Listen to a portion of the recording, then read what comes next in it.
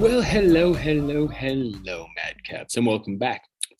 That was some tasty ganja to the Miscellaneous Debris podcast with me, your host, the Mad Chatter, Ryan MK. Yes, thank you for joining. Much appreciated. Hope you've all been well. That's right, since we last spoke. I know, got that double pod out last week, little late in the week, but we hit you with today, Tuesday, because it's February 22nd of 2022 on a Tuesday. That's right, as it is, full of twos, in other words. So it's Tuesday. I hope you've all been well, as I said. Thank you for joining. Been pretty good here at the Madhouse MK, readying ourselves for this Arctic blast about to hit us. You see on the weather maps, there's like two storms hitting us. There's a very wintry one up here, another one down here. It's going to bring lots of craziness, lots of crazy weather. It's already begun here. I mean, earlier today, shit you not, here in the Mile High City, it was 50 fucking degrees or something like that, thereabouts. 50 something. And now it's like 10. And there's a little bit of snow coming down. It's cold. It's not fair. This lovely wintry weather. It's a good time to hibernate. Bears have the right idea. And normally I don't mind the cold and shit, but sometimes it's like, once you get towards the end of the winter, it's like a drag. It's like, I've had enough of this shit, When you're talking about freezing temperatures, come on, man. But you know me, summer will hit, or maybe you don't know me. But if you followed the pod long enough, I'll bitch just as much during the summer and say it's too fucking hot. Bring on the winter. Really, fall is my favorite. I just like the fall. Can we have like a fall like all the time? That'd be so wonderful.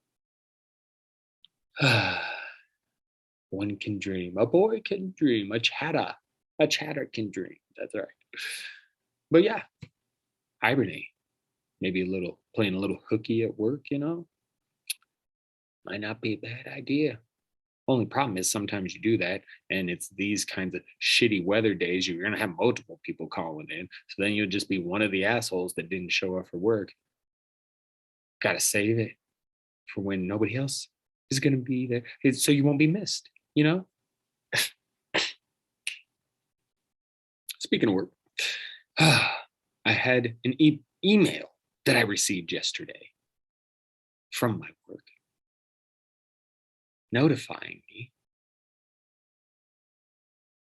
of something that's a real kick in the ass. Now, I want to start out by saying madcaps. And again, if you've been following for a while, you know where I stand on all this. But to reiterate, for newer listeners, and just because I don't mind what I do for a living, like eventually I'd like to better myself, my career. I'd like to do something I enjoy more for a living. I'd like to do something more creative, whether it's the podcasting and stand up or my writing, something as opposed to what I'm doing now. But what I'm doing now, working in the marijuana industry, much better than the 20 plus years I spent in the restaurant industry. However, lately, I have been seeing signs of the similarities between the two industries, at least how they're ran, because it does seem like a lot of restaurant people have hopped over to the marijuana industry, which makes sense. I'm one of them. But, it's just one of those things where I don't mind it. I don't hate my job as I've hated some restaurant jobs. I don't hate it. And with the new position I was in at work, I was really, getting to be okay and comfortable and in a routine where I might be able to start, really working on some of my other endeavors, And then the email today. I must tell you, madcaps, aside from the wonderful tasting blue dream marijuana, I must tell you, this is why fucking hate people in power because this email said, Madcaps, that they were changing our schedule on us, on everybody. See, I work in the trim department of this particular facility. And I would just say it, except for I got to keep working there for a little bit longer. Not that I think anybody listening will go be like, hey, one of your employees is talking shit on his podcast. Probably nothing would come from it. And knowing the way you get a hold of that place, good fucking luck. If you do want to say, I mean, good fucking luck. By the time that you even talk to somebody, I'll probably already have quit. So I get this fucking email. I'm sorry. I know I'm taking a very long path to get there, but this email said that they would change schedules. And what this entails is, well, for the trim crew, it entails a lot. Because the trim crew is divided into two groups, okay? And not divided like our country is. It's split into two groups. One working for 10-hour days, Sunday through Wednesday. The other working for 10-hour days, Wednesday through Saturday. That is the particular crew I am on. The Wednesday through Saturday crew. Now, as you might expect, the wife has to work too. We've got a routine, a system, how things are done. And now they are telling us all people, so this means the trim departments, no longer will either group be working 4 days. No, now everybody's working Monday through Friday, 8-hour shifts. And it starts next week. You see, I have a problem with that. That's done, that decision, with the assumption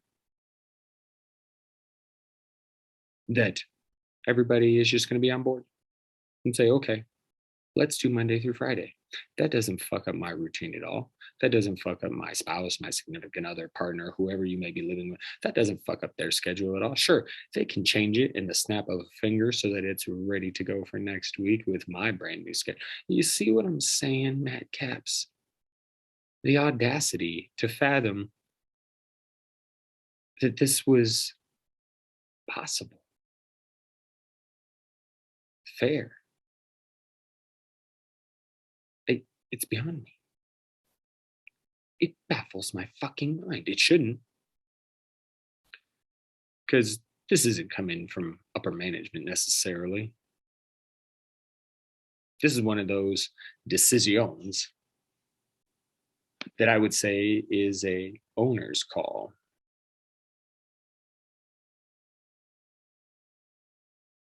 And owners tend to be rich. So you got rich, powerful. Yeah. I'm not fond of that combination. They tend to think not so much about the employees and more about the bottom dollar, right? Right?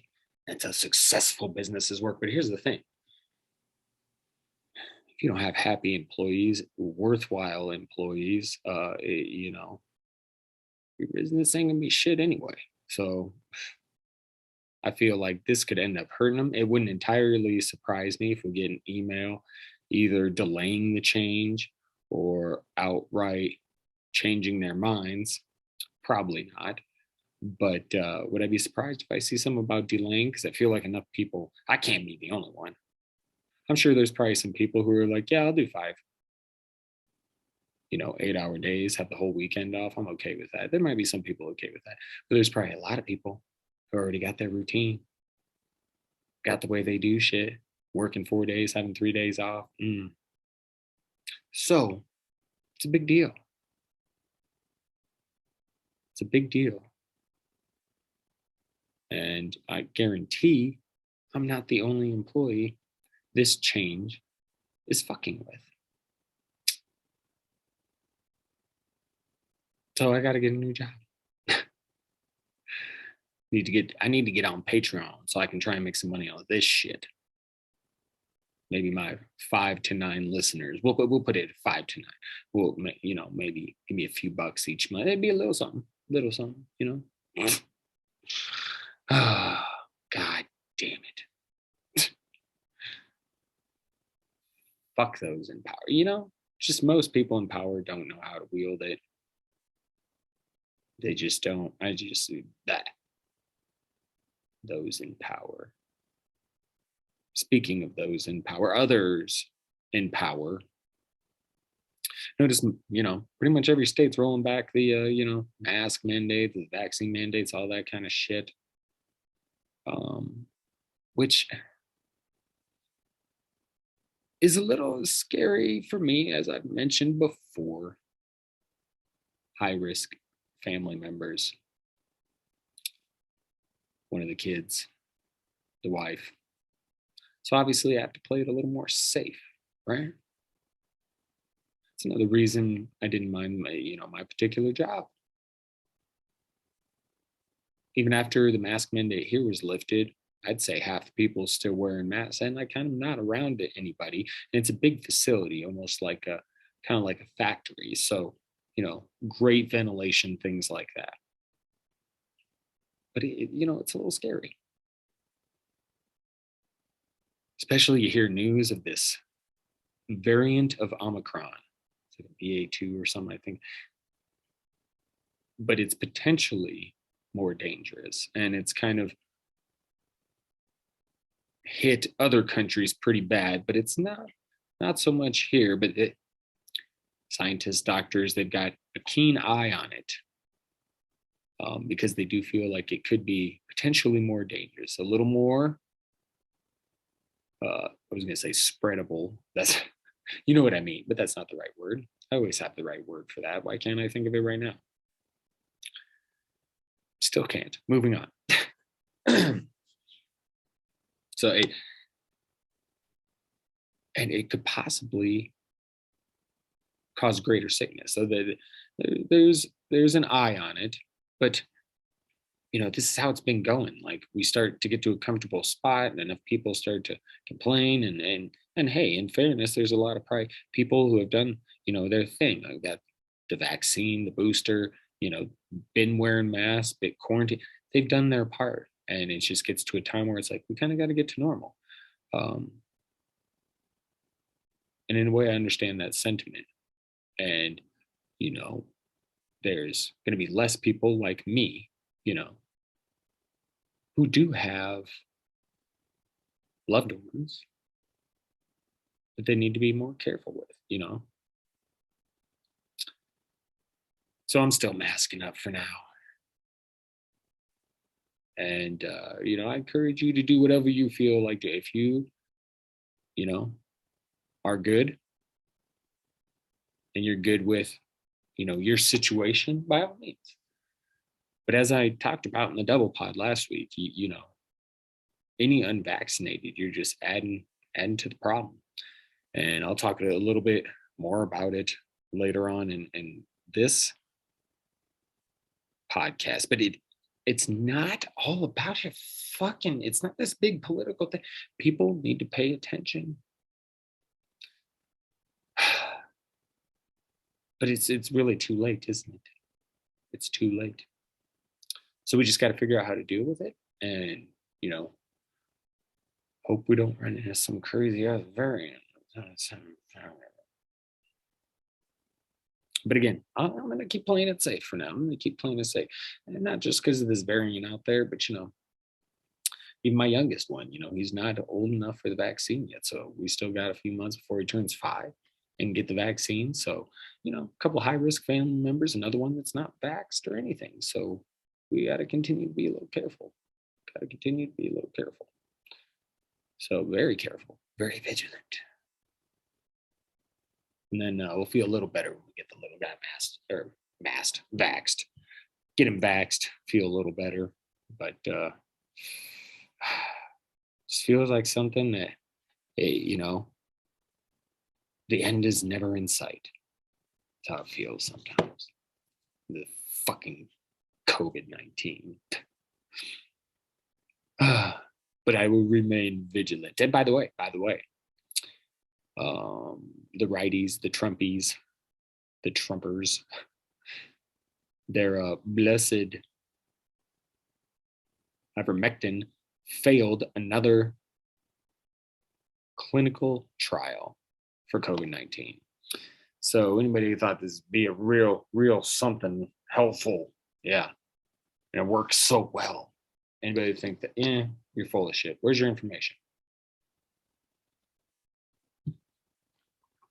And maybe it's somehow, you know, helped a few individuals out there. There are outliers.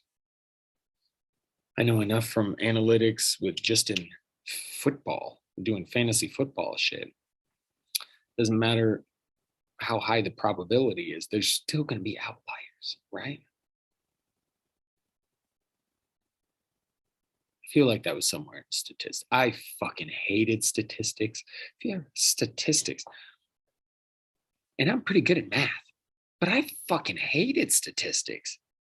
Oh, it felt like the worst, most worthless piece of shit class ever. And I get it. It's a good class to have under your belt. It is. But I fucking hated that class. That was one of the worst. Oh, good God, I hated that guy. I got to stop talking about it. Fucking statistics. Blah. Blah. Anyway, in lighter news, not to complain so much about I know everybody's sick of the COVID shit. I'm starting to get a little bit sick of NBA All Star Weekend, to be honest. That was on, every year I get a little bit excited for it, right? Hey, here we are again. NBA All Star Weekend, a 3-point shootout. That's my shit right there. And then the dunk contest. And, recent years, everybody's like, dunk contest going kind of down the drain. Then we had the big year with Zach LaVine. And I'm sorry, if you don't give a shit about basketball, just fast forward like 3-4 minutes. But you had that Zach LaVine and Aaron Gordon. Can't remember what year it was, but they had an amazing dunk contest. They finished it off. It was great. But it just seems it's very blah. It's getting to be very blah. The All-Star game in itself is ridiculous. Dudes just running by each other. Like, I know defense being played is a joke, but I mean, they really is so bad. Oh man. Although I gotta guess, there was a few guys out there. Devin Booker was playing some D, if I remember. Ja Morant. There's a few guys out there playing D, but it's just NBA All Star Weekend isn't what it used to be. I used to love that shit, and this past weekend wasn't all bad, but it's just not like the All Star weekends of old. And I know I sound like the old guy. Get off my lawn with your new NBA All-Star weekend. I don't like this. I don't like this new NBA. And really, it's just because a big thing is the dunk contest. And I had a weird, I didn't even watch the dunk contest this year. This is what happened. And I know you're probably like, how are you going to be sitting here bitching about something you didn't even watch? Well, I got to check out highlights and shit like that. But this is how it happened. Had a very long Saturday at work. We stopped after work. Well, I stopped at the store. The wife met me there, got a few groceries and things with the kids, came home, had some dinner. And I decided, because we had kind of already missed part of the All-Star weekend, hey, I'm just going to record the replay, right? And I'll watch it later myself, because we just all got home. Everybody's just trying to eat and relax. I'm the only one that cares about the All-Star weekend, so put it on the back burner, chill with the fam, watch something they all like, and we'll check the All-Star Saturday night later, right? So I go to do that Saturday night. And what do I find? When I start the recording, it's playing some other shit, not NBA All-Star Saturday night. Why? Because the original NBA All-Star Saturday night ran late. So then they played their program. So then the replay of NBA All-Star Saturday night, that started late. You see where I'm going with this? So then I do get to watch the skills challenge, which I didn't. I skipped right through that. I'm never really giving a shit about that. Then my personal favorite, 3-point shootout. Get to watch that. But then I don't get to watch the dunk contest, and I'm bummed out. But I had avoided, certain social media thing, Bleacher Report. That's where I go for my sports. I ignored that shit so that I didn't see any spoilers till I watched it, right? And so I'm like, all right, I missed the dunk contest. I'm gonna go see some highlights, see what people are saying. And holy shit, getting dogged on. Worst dunk contest ever? Question mark, question mark, question mark, question. People were just, whoo, not happy with this one. Who the hell was it that I don't even remember dude's name. I enjoy me some basketball, but there's some guys I'm not even. Is it Obi Toppin? Obi Toppin? I don't even know how to say the dude's name. Apologies, Mr. Toppin. Excuse me. I don't know, and I don't know enough about you. All I know is that in the entire dunk contest, was it for the first time ever or for the first time in a years, no one scored a 50, which means all 5 judges gave him 10. No one in this contest. That is unheard of. What a terrible dunk contest. The one highlight of All Star Saturday night, All Star weekend in general, though, was one of the big men winning the 3-point contest. This isn't something you see a lot. The big guys, the centers in the 3-point contest, but Karl-Anthony Towns, also known as Cat from the Minnesota Timberwolves, yes, he was in the 3-point contest and he took home the glory. And you'll remember Towns, he lost his mom to COVID. It's a heart-wrenching thing. And being someone that, my years living in Iowa, as I mentioned, I latched on to the Minnesota sports team. So I got some love for Cat and felt tremendous pain for him when he was going through his adversity during 2020 and beyond. And so it's cool to see him get this moment. It's not often you see the big dudes in the 3-point shootout, let alone win the motherfucker. I mean, congrats to Cat. Good shit. Glad he won it. And yeah, again, not the event overall it used to be, but it is what it is, right? At least we got a couple of good moments. Mine is definitely Cat winning the 3-point shootout, but that's enough of the basketball and the worst dunk contest potentially in the history of it. In other sporting news, the Olympics wrapping up in China. And it's just, I think back and I didn't see much. I saw a couple of things like when my mom was here, she had it on and, I just said, I'm just not interested. She said, I understand, but I'm still supporting the Olympians. And I'm like, I get it. They don't know you're supporting it. They really don't. I mean, I get it. I do get it, but they don't know. And they'd probably get it because the shitty place, China, some real fucking freedom issues in China. I mean, I just find it funny, and I'd like to hear. Here's what I find funny before I get on it, so I don't make it sound like any of this shit is actually fun. But I find it interesting that so many people in the US, and we're seeing it in Canada, obviously, we've seen it other places in the world, but people bitching about freedom, largely pertaining to mask mandates, vaccine mandates. Meanwhile,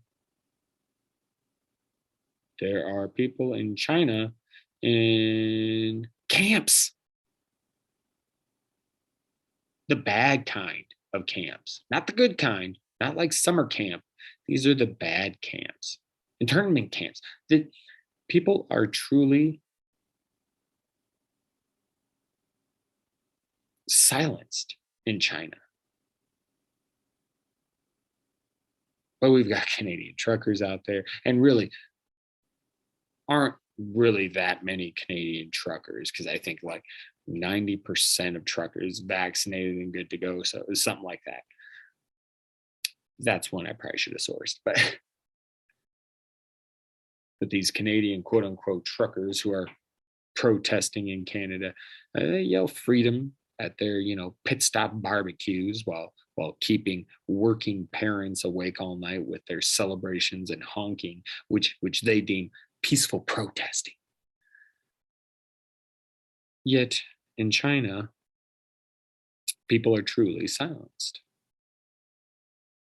And righties, they scream cancel culture, when a fucking Joe Rogan podcast disappears over some shit. And even though Joe really isn't canceled because he's heard by millions and he's quite rich, but in China,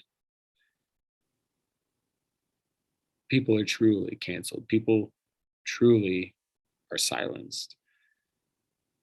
And they don't have those freedoms. And some people want to act like these little things like, oh, those are the stepping stones to taking away everything else. We'll get into some of that later too. Just that I understand some mistrust, but to a point. But it's much different in a place like China where they censor the internet, where female tennis stars have to retract statements of sexual abuse. China, a place where people are silenced, kept blind, and face genocide. If you're a Uyghur, that is. Not that far off from Russia. Makes sense why they're buddies, right? So let's take a quick break, and then we're going to come back and get into what Putin's been up to, right? Because I think we're feeling some war vibes, right? That's the sentiment we're getting. So break time, and then we'll get into that shit.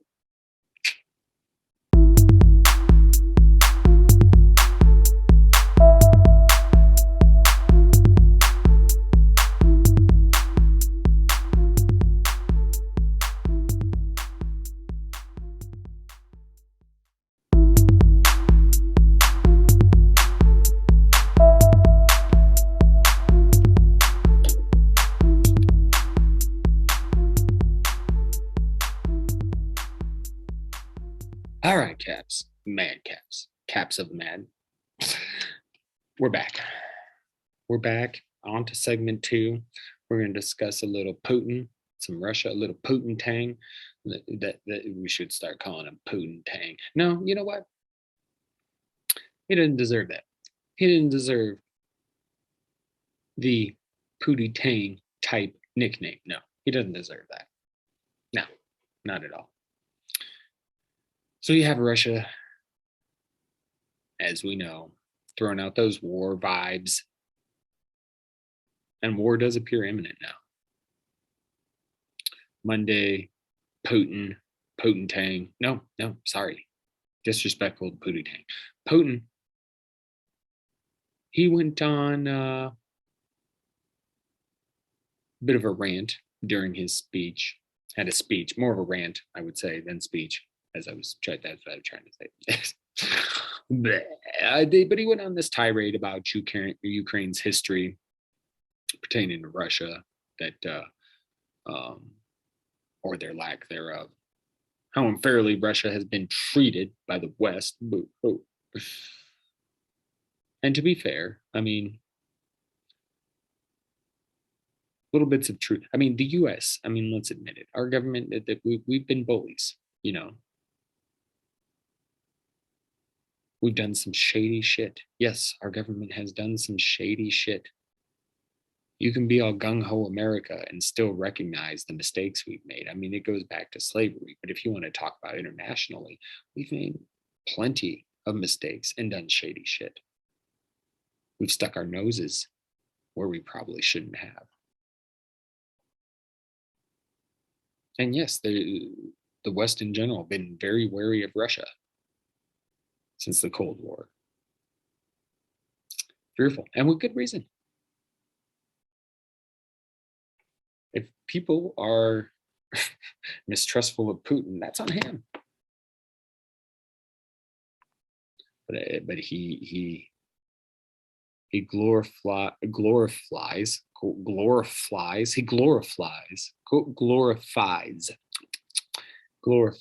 the old Russia, pre-Cold War,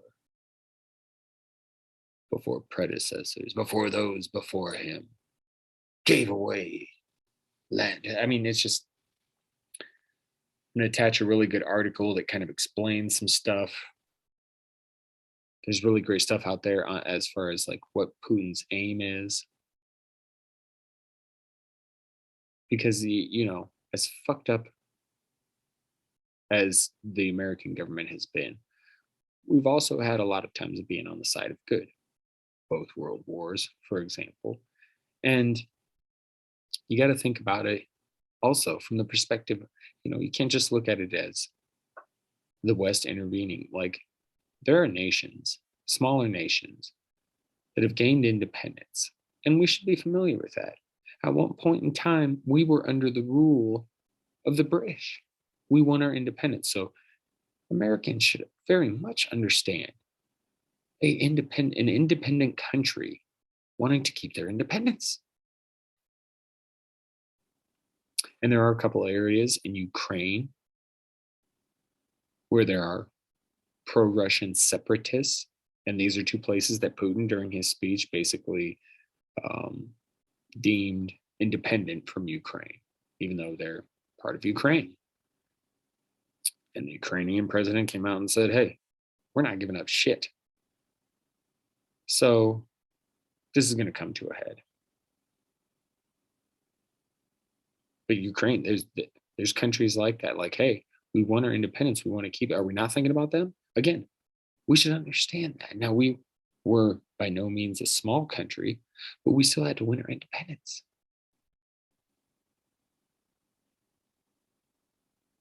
And it's just crazy, like, that people aren't more aware of, like, the Russian misinformation, how big of a force that's been in dividing the United States. And we talked a little bit about it last week on the Double Tap Pod. Yeah,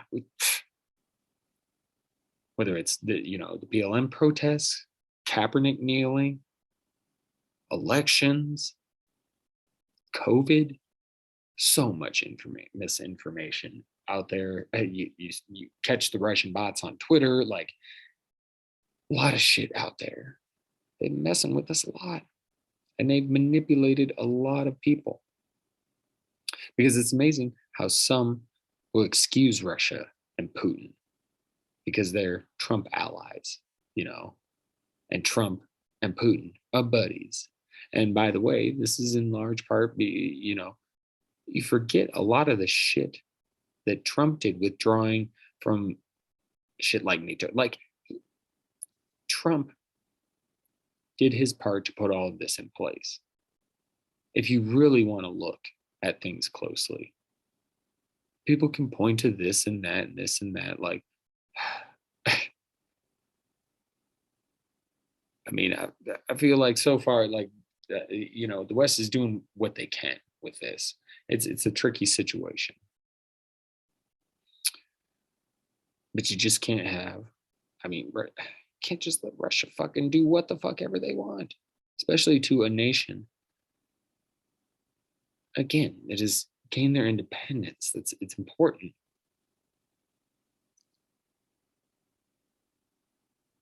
But still, there's some, even on fucking mainstream media, Fox News, there was a panel. I saw this clip And there's these different Republicans talking about the crisis, and it's like, there was even pieces of Tucker Carlson. You can see that Tucker Carlson. You can see clips of him like, why should we consider Russia the aggressor? And blah blah blah blah blah. But this panel on Fox News doing the same shit. Are we sure it's Russia? Maybe it's Ukraine and Biden and blah blah blah and then fucking one Republican lady finally like, she steps in and she's like, hey, no, this is bullshit. Like, Putin's an asshole. This is fucked up. People should care about this and no, should not be on Russia's side. Essentially, about what she said. But it's like, thank you.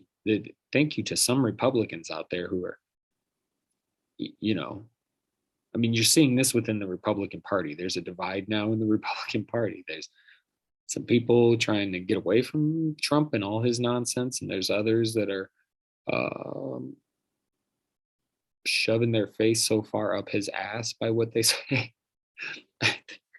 They really do. It's quite amazing. And see, for me, it's tough because I do understand, actually, a mistrust of government. I find it very understandable, in my opinion. As I said, yes, our government's done some shady shit. I agree. I'm not big on the government, but there's layers to that. There's lots of aspects I don't trust, but there's certain aspects I do. And again, two parties. I'm telling you, this is one of the biggest issues in our fucking country. And not only does it make it so easy to manipulate, but that you get just the extremes on both sides. And that just, either side, it can cause unrest. Just,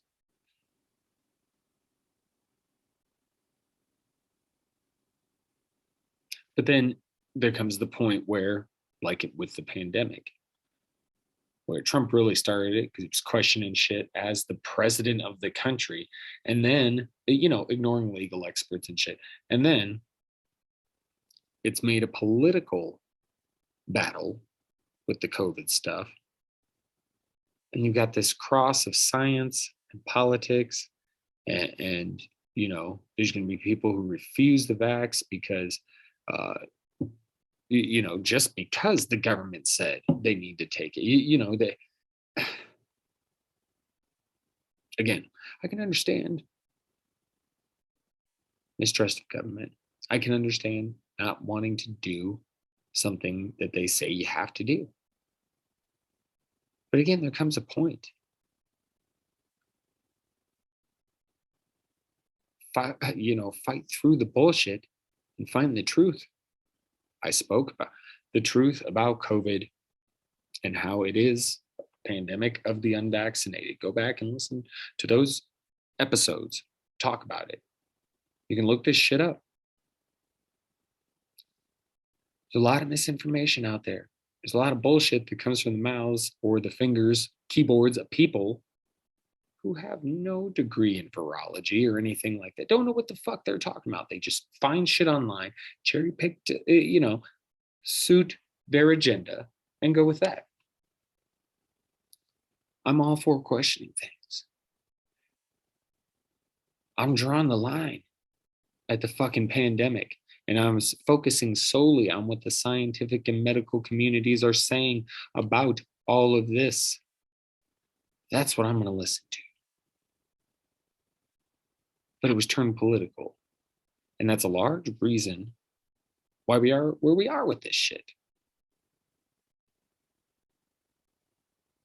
I find it absolutely hilarious that Kyle Rittenhouse, who was given his freedom, we can say that, he is out here with this big push against mainstream media, and he is on Fox News saying we need to hold the media accountable.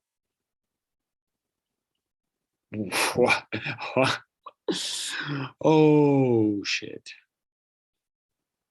He's upset some people are calling him a murderer. Mm. Snowflake? Snowflake. This really goes back to the educational system, though. I'm telling you, there's a lack of educated people. The uneducated, much easier to manipulate. And again, they don't know the proper research, uh, the proper way to research to really get to the truth of the matter. They're more willing to buy into what fits their agenda as opposed to, observing all positions.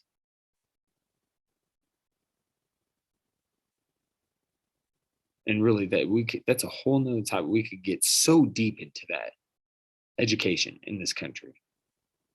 Another topic for another time. But Trump is a prime example of that. He said himself, I love the uneducated. There's a reason. They're more likely to buy his bullshit because a large part of his following still strong, screaming out, Trump was right. Did you see how short lived that shit was?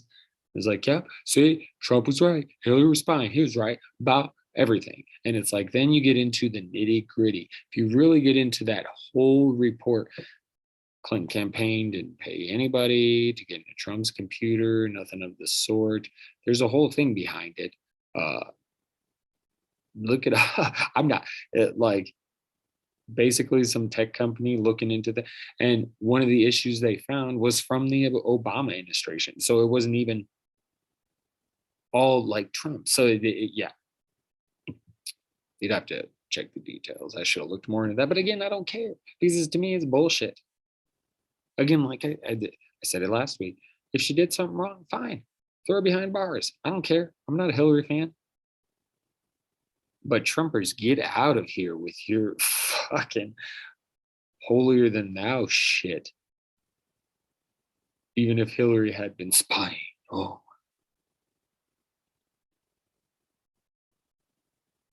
They stopped talking about that shit real quick, though. Didn't last very long. They're not talking about it now.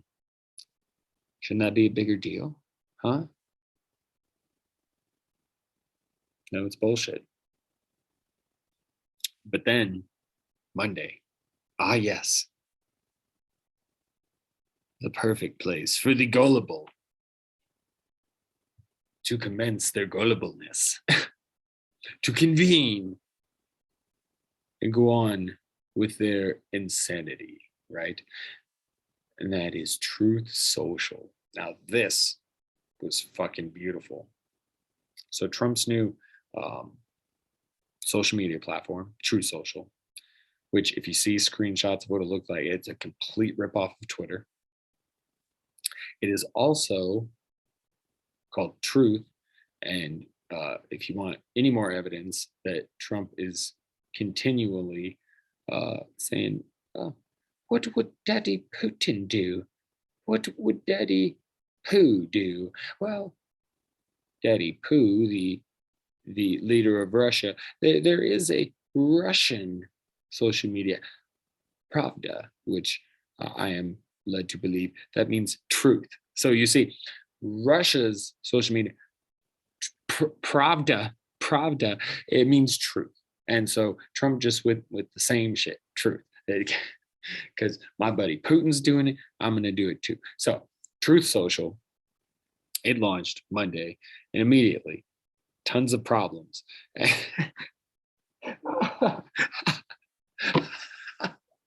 Oh shit. So okay, this is good. I'm sorry, I'm gonna have a hard time getting through this because this shit really made my day. It's been a crazy couple of weeks. I got the email about the workshop, but this shit made my day because are people losing their fucking excuse me, gotta take a puff. Okay, so Truth Social out on Monday. But apparently, there's waiting lists to get on the app. Apparently, there's people that aren't even being allowed to sign up. There's errors, there's glitches. They put on Twitter, would like to have it running, all the bugs fixed by March 1st. It costs money. It's not free. It's not free. And you get on Twitter, and there are some very, very, very, very upset Trumpers.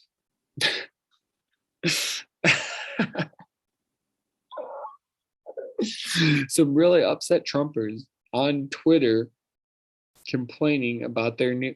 There was even some people who were like, "Yeah, I was just pre-ordered. I was on the signed up and on the waiting list, and I was at 1,500, and then I woke up this morning and I was 50,000. How did I go from 1,500 to 50,000 on the waiting list?" Because you're on a Trump social media platform. That's why. He just keeps swindling and manipulating, and you guys just keep eating it up. Oh, that was a little too Cosby-ish. Sorry. It's insane. Speaking of Cosby, anybody see the fucking documentary? I didn't see the whole thing, but I caught a big chunk of it with the wife, and holy shit, like a lot of that I knew. Because I'm a Hannibal Buress fan, so I caught a lot of that shit. But it is crazy hearing some of the women talk. Like, holy fuck. Talk about people in power using their fucking power for some sick shit. Anyway, I digress.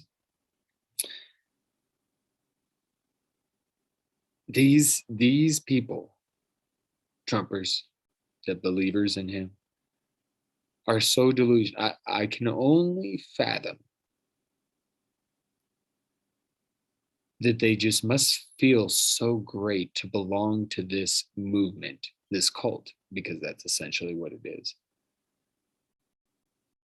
That he'll never be able to do any wrong in their eyes. Because this isn't like, the first scam he's pulled. It's not. He's kind of known for this, and yet his supporters, they just keep eating the shit up. Just keep eating his shit up. It's just all over their teeth, just brown, all stuck in the crevices of the cracks, right in between, just, shit all up in there because they just been eating it nonstop for years now. Losing their fucking minds over this social media platform that I can't get into. They were so hyped. They were so excited for this. They were so excited. True social, baby. Okay, I need a break. We're gonna take a quick break. I'm gonna collect myself and try and because it's too much. It's too much. I should get on and read something. Okay, we're gonna take a quick break. We'll be back very shortly. Shortly.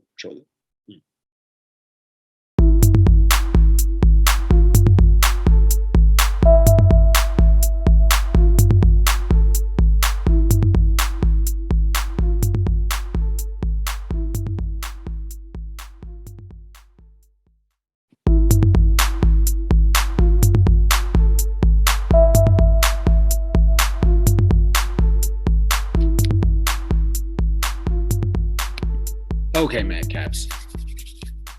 So we go from the absurdity of Trump's Truth Social to some news of the absurd. There's a few interesting stories I came across. Kind of fun. Number one, Hank the Tank. So this is a 500-pound black bear, been named Hank the Tank. It's a big fucker, but he has been terrorizing the neighborhood in Lake Tahoe because he's breaking into garages and now houses, some occupied, and looking for snacks. So they're trying to figure out this situation, potentially going to trap him And obviously there's some wildlife groups trying to keep them alive. Other people are probably gonna have to euthanize this big bastard. But euthanize, try and say it correctly there. I think someone just needs to befriend him, get like a nice fire going in their backyard, roast some food, and when he comes along, you'd be like, hey, befriend this beast. Make him your friend for life. He's a fucking bear. Do you know how handy that could come in? Y'all lucky I'm not in Lake Tahoe. I would make this bear my buddy. He would be my pet bear, and nobody would fuck with me because I've got a 500-pound bear. His name is Hank the Tank. The fuck? What are you talking about? If you need to, I could just, if I need to, I just say he's my emotional support bear, right? Which leads me to my next story of Ellie, the emotional support pig. This pig, owned by a dude, he's got this pig,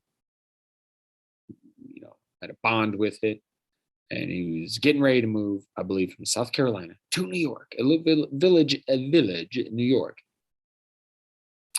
And so he got it as an emotional support animal, and yeah, moved to New York to this village, and then found out that the village, well, they don't want Ellie there. They don't want his pig there. So he's been in a fight, court battles for years now to try and keep his emotional support pig Ellie with him. Why did it just fucking move? This is the principle of the whole thing. Yeah. If we're doing all this, and I'm not judging, go Ellie. I mean, y'all do you, But if we're doing this, I would like an emotional support dragon, I believe. Yes. Maybe a little Smog Junior. Yeah, we can do some Smog Junior. Dragon for the old chatter, right? I mean, I feel better already just talking about having a pet dragon. I feel better. So imagine how much of an awesome support pet a dragon would be. I mean, goodness gracious. Emotional support pets. And I know dragons don't exist anymore. But what if they did? I'd have an emotional support one. I bet for sure. For sure. And then last story, got to get into this. I found this very interesting. This was going on over Valentine's weekend. And I would say, you get into romantic things, or maybe you do it for, a good friend, family member, but they have the things like you name a star, I feel like there was a name a whale one at some point, but you can name things after people, trees, I think. There's different ones. Shit like that. But you had the Bronx Zoo come out with a program over this past Valentine's Day, and it's a Name a Roach program. Name a roach after your loved one. Yes. Name a hissing cockroach, one of those fuckers. Yes. Disgusting. This is the hissing cockroach. Yes, not just a regular cockroach or roach, any kind of no, a hissing cockroach. They will name you one after your sweetheart Allison from West High School in South Dakota. You whatever. It's absurd. It's absurd. Who all did this? I want to know the loved one's reaction when finding out they were named after a roach. I need some videos, because you would have had to record. Hey, baby, guess what I got you for V-Day? You know, the Bronx Zoo. We love going to the Bronx Zoo. You know, that was our first date. Remember, baby? That was our first date, the Bronx Zoo. And, you know, you spilled that drink on your dress at the hissing cockroaches place. Yeah. So because of that, I got the name of roach program. I named a hissing cockroach after you. Yeah. Sounds romantic. Sounds wonderful. Wonderfully absurd. Yes. And speaking of more absurdity, I was listening to, and you know, I'm big into the UFO stuff. Multi. That's where you know, this is another aspect where I understand questioning things. I understand getting into conspiracy theories, things like that. But for fuck's sake, some people just take it way too far.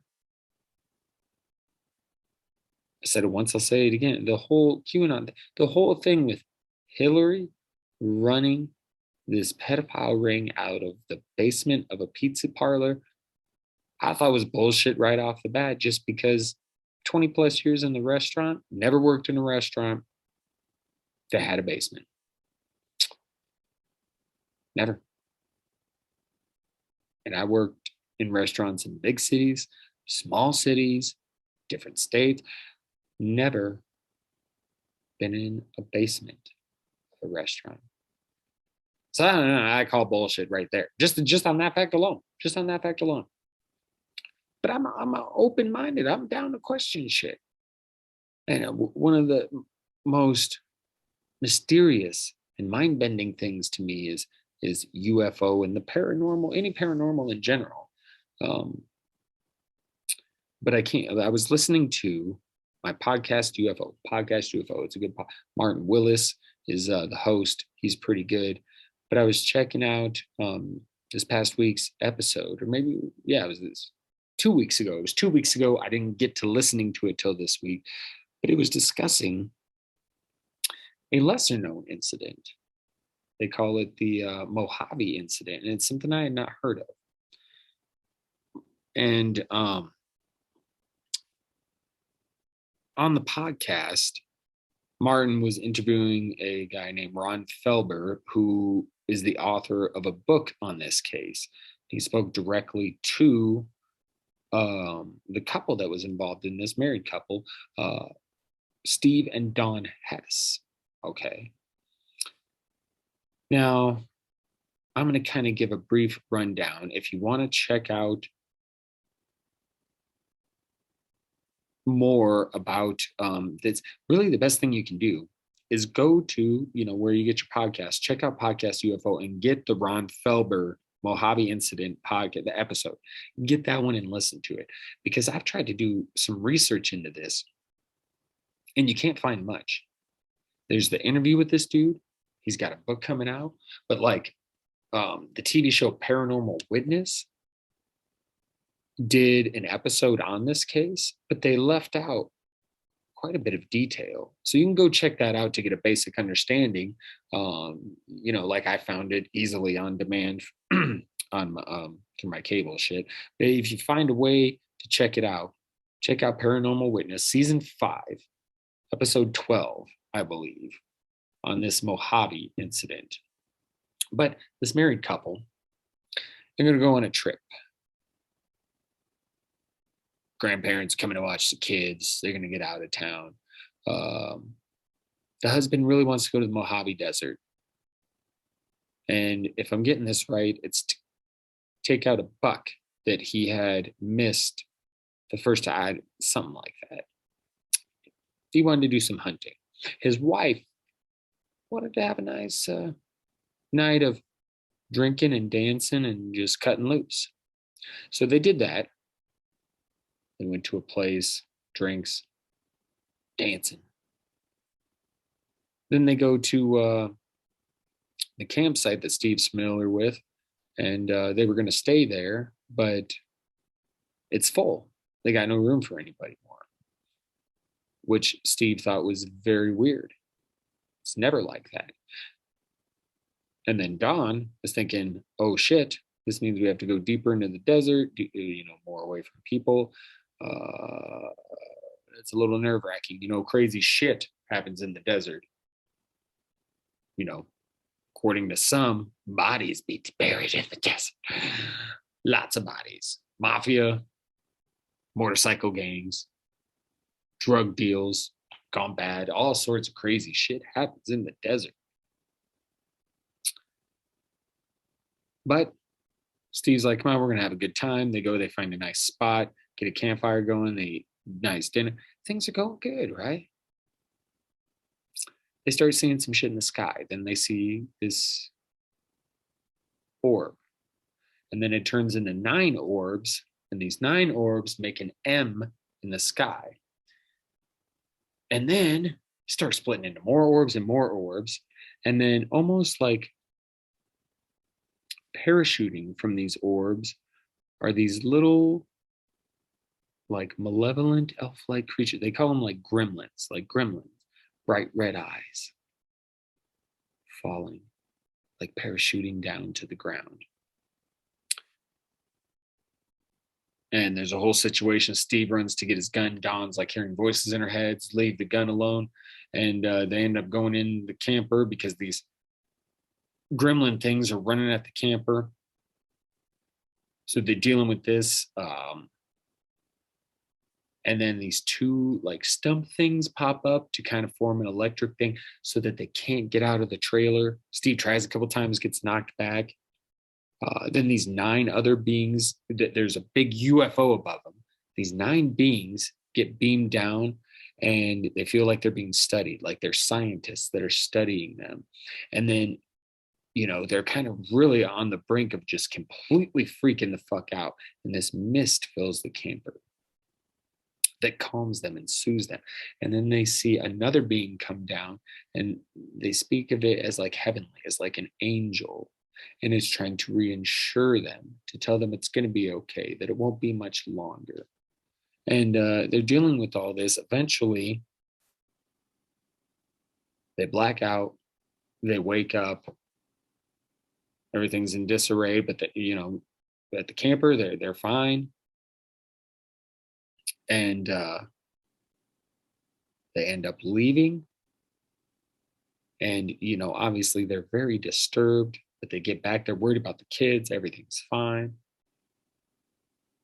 Until it's not. They start having nightmares. They believe they're having visitations. And so through a series of different people contacting one another and things like that, they get to this Ron Felber guy who's an author. And he's not just an author, he's a former cop. So when he is investigating something for a book, and this is really the big first paranormal thing he got into, right?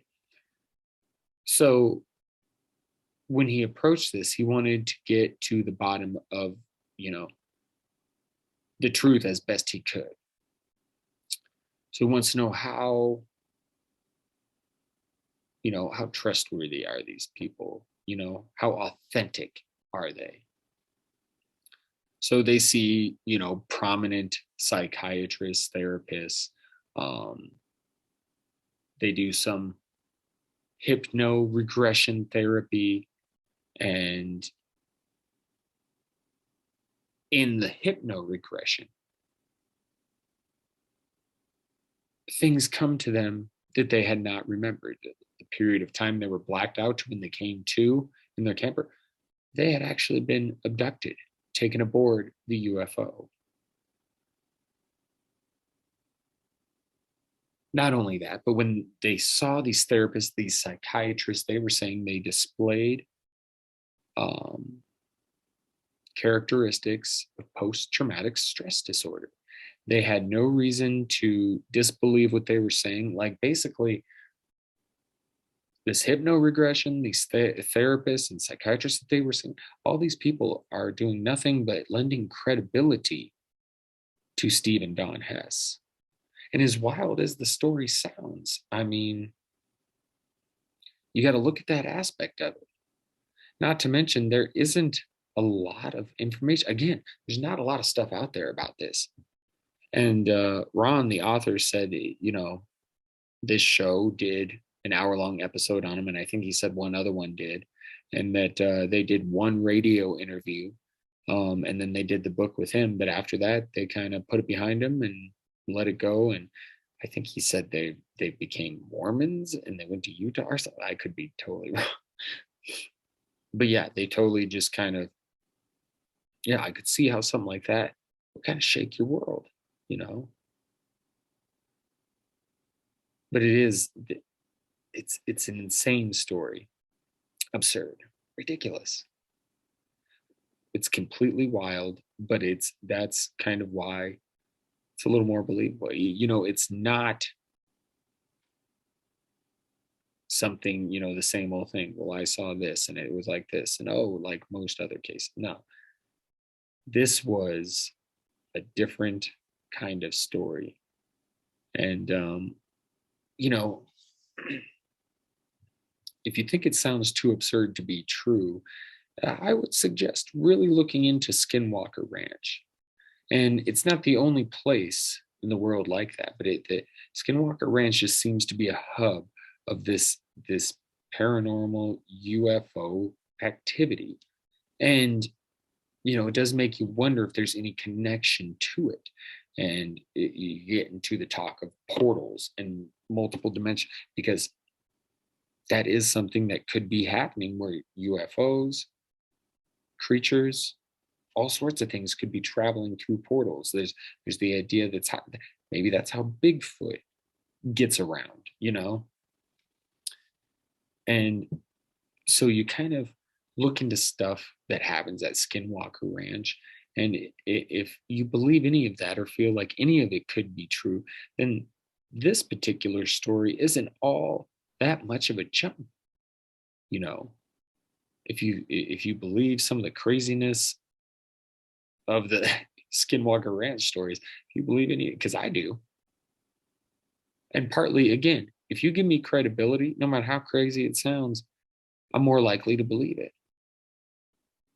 Then you had interviewed scientists, like very intelligent people, high in the education community, that were like, "Hey, I saw a fucking creature crawl out of the portal."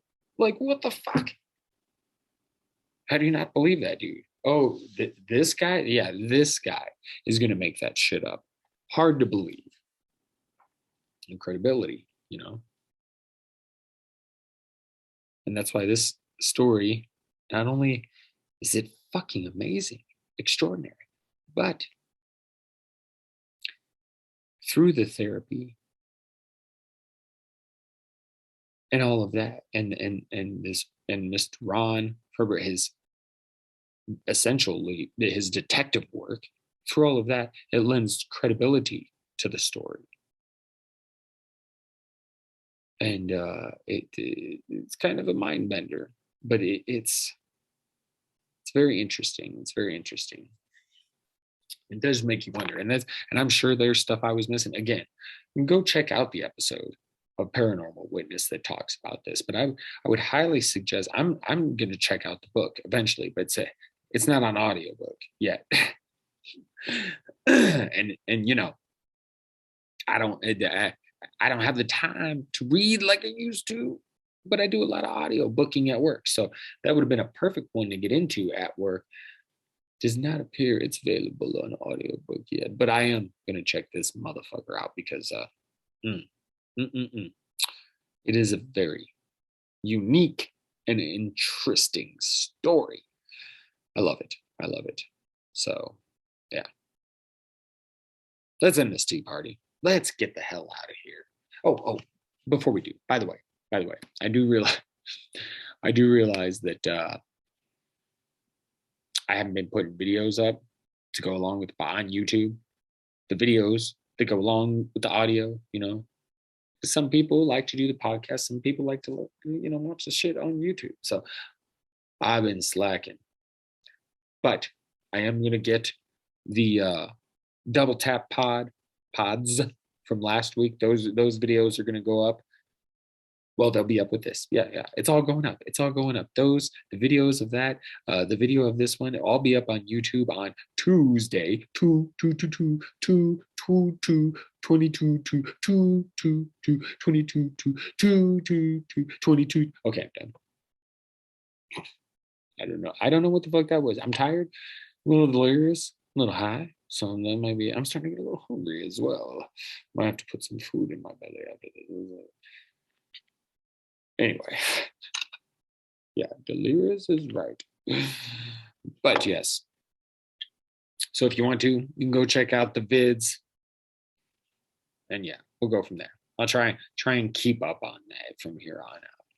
The slacker. Now that we talked about my slacking, because I have slacked in ways recently. That's okay. That's okay. We plow through, and hopefully I'm forgiven. But now that we have accounted for this week's slacking, the chatter slacking, the slacking of the chatter, let's go ahead and end the tea party and get the fuck out of here. That's right. That's right. Well, nightcaps, thank you for joining. Hope you enjoyed.